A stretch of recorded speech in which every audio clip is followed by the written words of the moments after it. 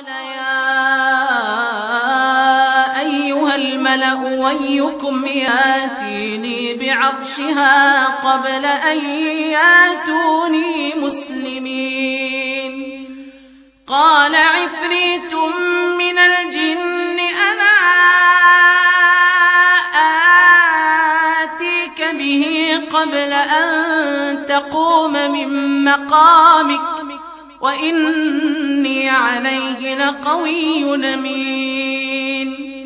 قال الذي عنده علم من الكتاب أنا آتيك به قبل أن يرتد إليك طرفك فلما رآه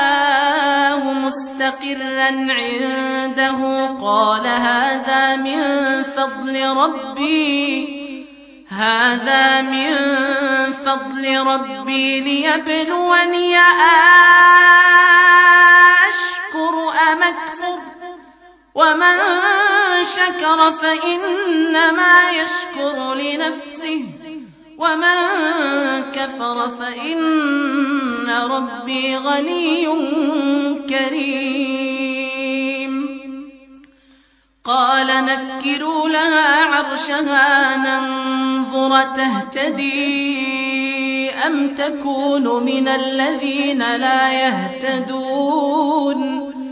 فلما جاءت قيل أهكذا عرشك قالت كأنه هو وأوتينا العلم من قبلها وكنا مسلمين وصدها ما كانت تعبد من دون الله إنها كانت من قوم كافرين قيل لها ادخلي الصرح فلما رأته حسبته لجة وكشفت عن ساقيها قال إنه صرح ممرد من قوارير قالت رب إني